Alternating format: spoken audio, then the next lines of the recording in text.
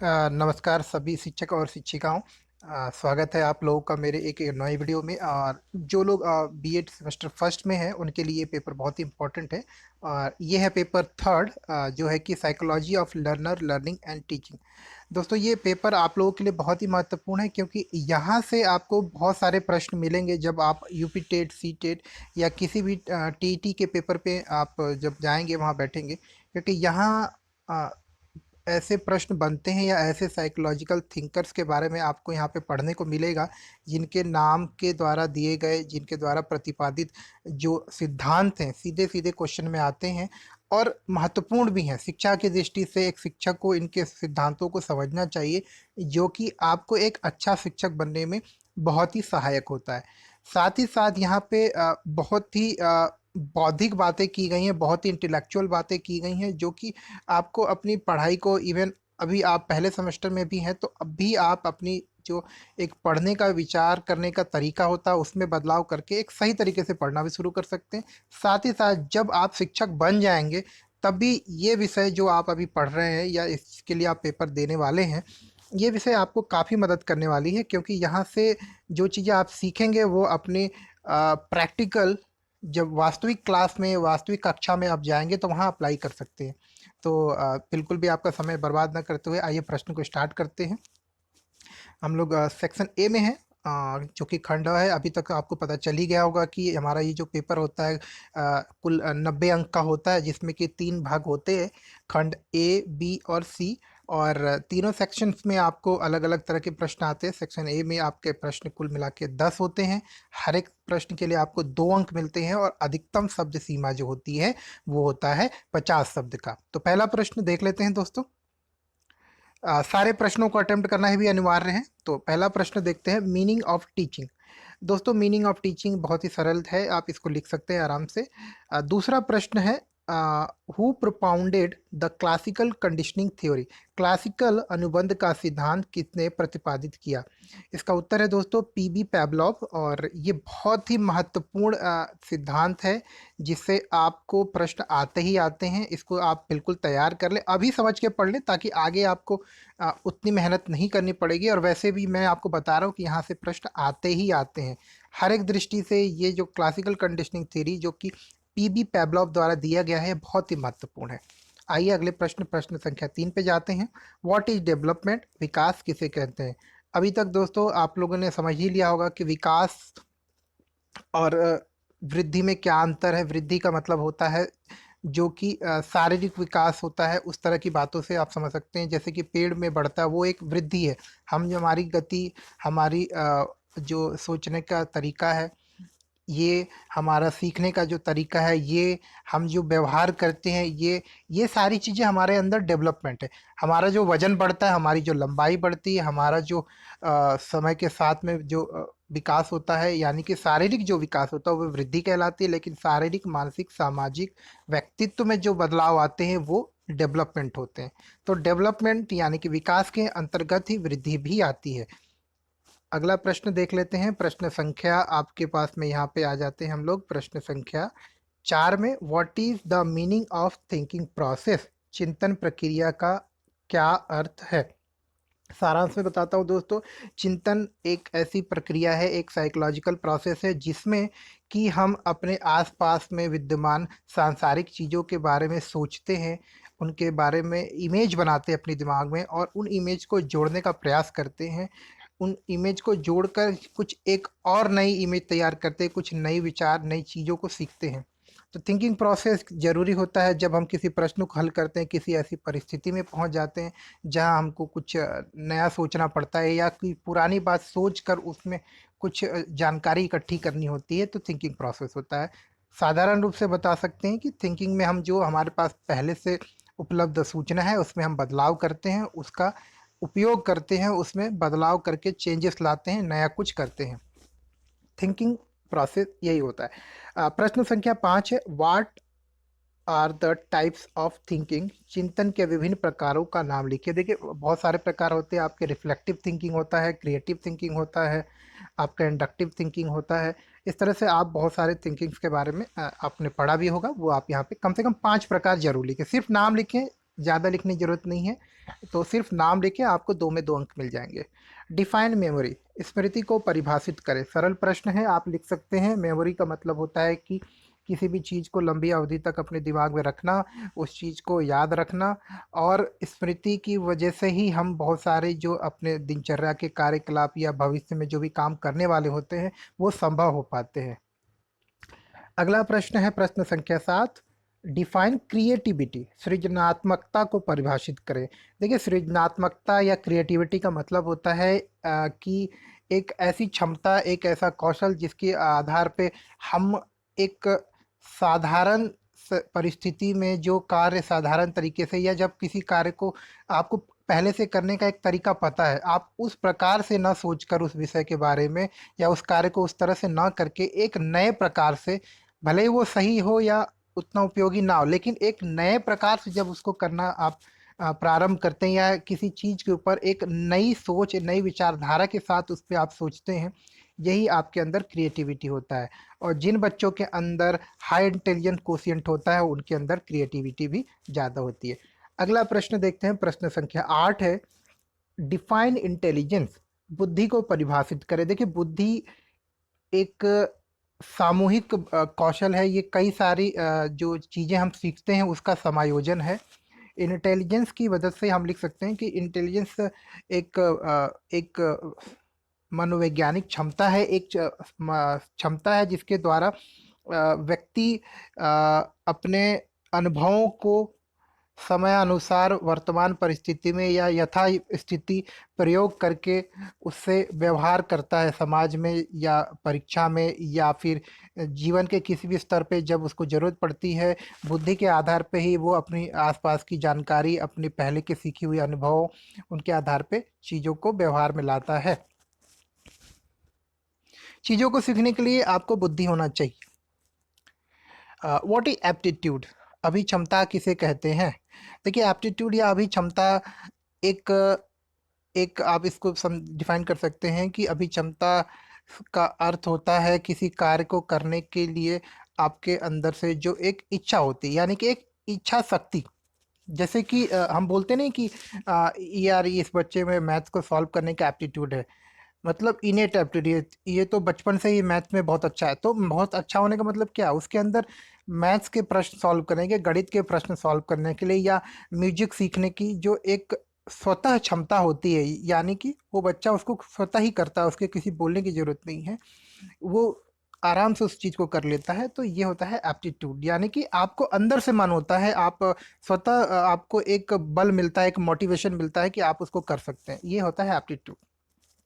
What is the meaning of slow learner, पिछड़े बालक का क्या अर्थ होता है? बहुत ही महत्वपूर्ण प्रश्न है। स्लो लर्नर, आगे आप जब भी जाएंगे क्लासरूम के हिसाब से, ये बहुत ही महत्वपूर्ण प्रश्न है। पिछड़े बालक वो बालक होते हैं जिनको की बौद्धिक क्षमता या मानसिक क्षमता जो होती है सामान्य बालकों से थोड़ी कम होती है। उनका इंटेलिजेंस कोशिएंट भी जो होता है सामान्यतः थोड़ा कम होता है, यानी कि 100 से नीचे होता है।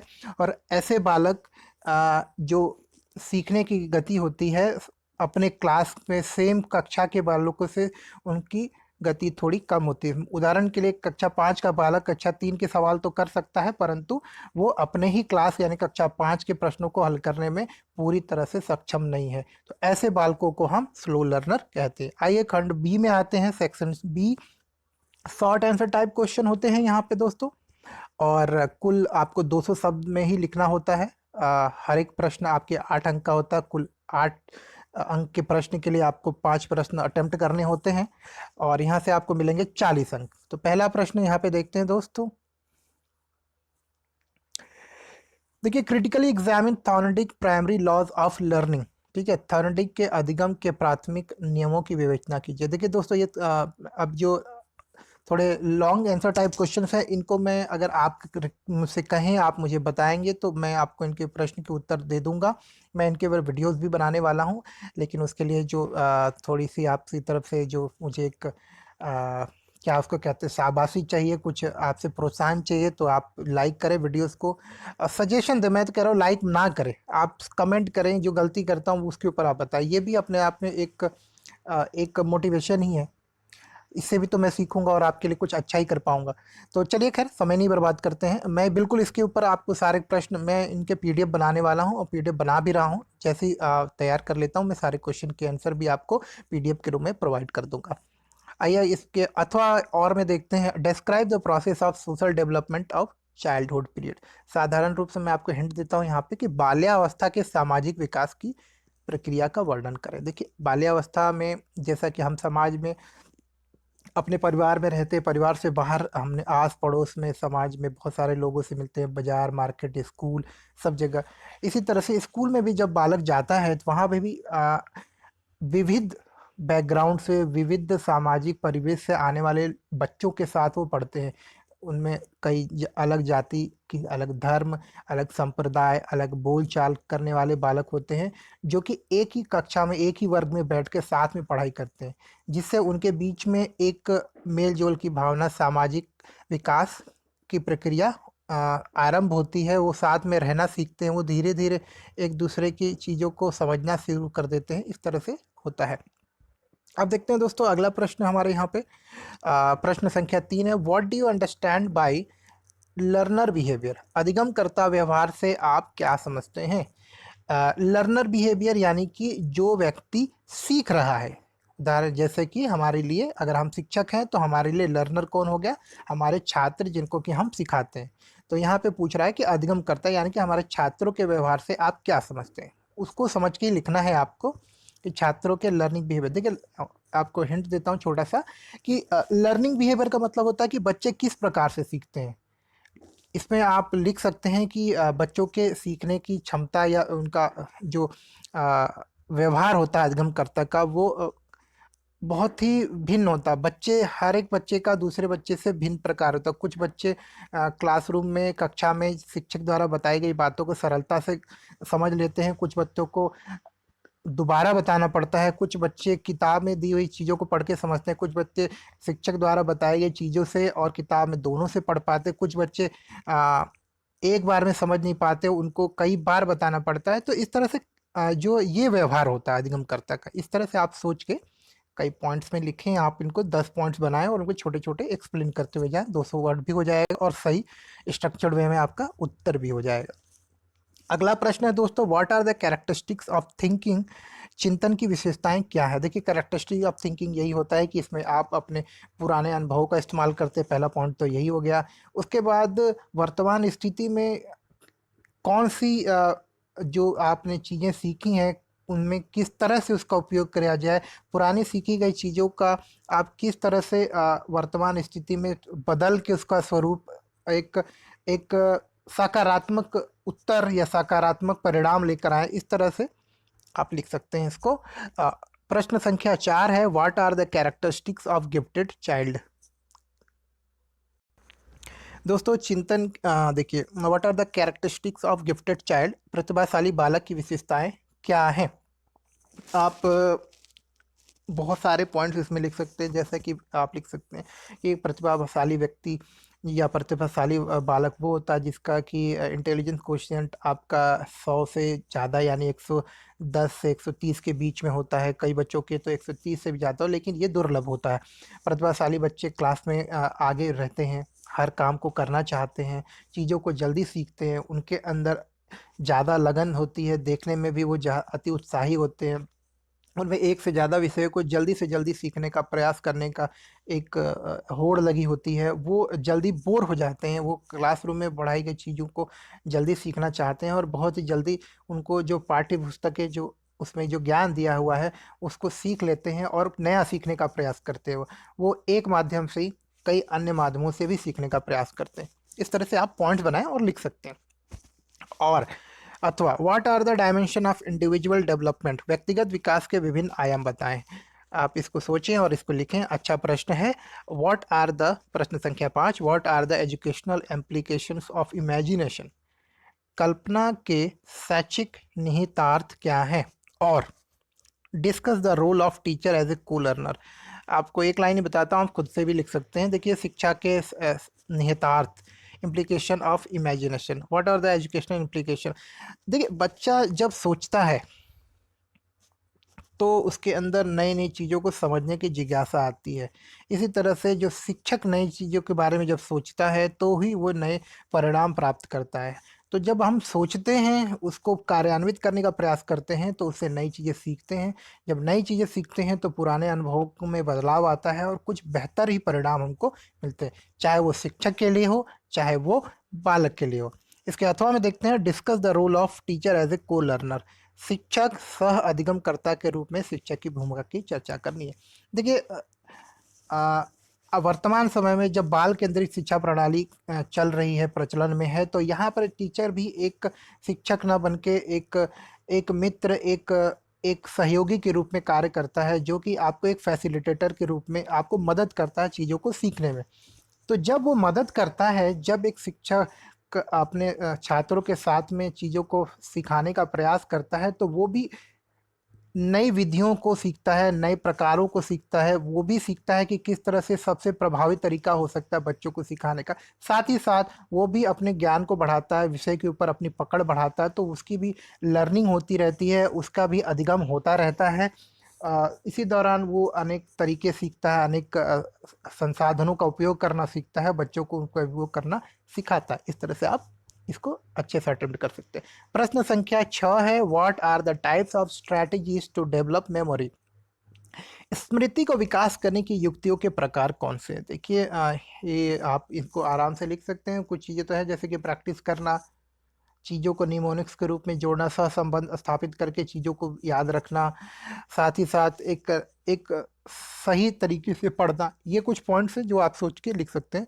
इसके अथवा में है, what do you understand by emotional intelligence. सांवेगिक बुद्धि से आप क्या समझते हैं? देखिए, सांवेगिक बुद्धि से मतलब होता है आपका कि आपके अंदर वो एक क्षमता, जिससे कि आप अपने भावनाओं पे, अपने इमोशंस के ऊपर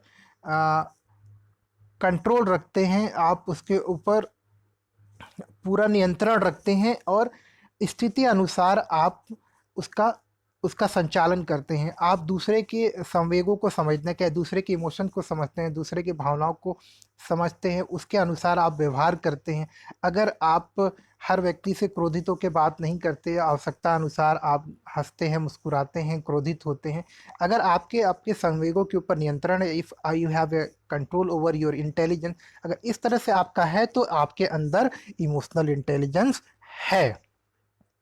चलिए दोस्तों, आ जाते हैं हम लोग प्रश्न संख्या 7 यानी कि खंड सी में प्रवेश कर चुके हैं। लॉन्ग आंसर टाइप क्वेश्चन है। यहाँ पे आपको मात्र 2 प्रश्न करने हैं, लेकिन दोनों प्रश्न 15 अंक देके जाएंगे और हर एक प्रश्न बड़ा ही इंपॉर्टेंट होता है। 500 शब्दों में लिखना है। तो आपको मैं बताऊं कि आप प्रश्न को लिखने का तरीका यही होता है कि पहले सोचें, उनको पॉइंट्स में दिमाग में रखें और फिर पॉइंट्स को आप डेवलप करके लिखें, ताकि आप गलत ना हो। और अगर आप पॉइंट्स पे डेवलप करके नहीं लिखेंगे, तो कोई पॉइंट ऊपर, कोई पॉइंट नीचे, एक स्ट्रक्चर्ड आंसर नहीं बनेगा, जो कि प्रभावी तरीका भी नहीं होता। और आप अंडसंड कुछ भी लिख देंगे, जिससे कि आपको अच्छे तरह से आप अपने उत्तर को प्रस्तुत नहीं कर पाएंगे, और टीचर भी आपके अंक को, आपके प्रश्न को पढ़ के, आपके उत्तर को देख के उसको भी प्रभाव नहीं पड़ेगा, वो भी बोर हो जाएगा। तो दोस्तों, बीच बीच में आपको याद दिलाता रहता हूँ, चैनल को प्लीज़ सब्सक्राइब कर लें, मुझे भी थोड़ी मदद होगी, उत्साह बढ़ेगा मेरा।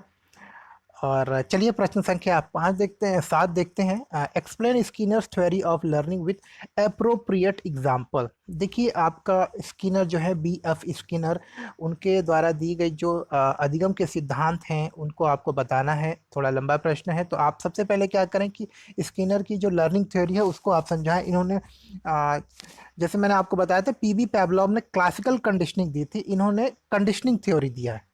दोनों सीखने के ही सिद्धांत है, लेकिन थोड़ा अंतर है।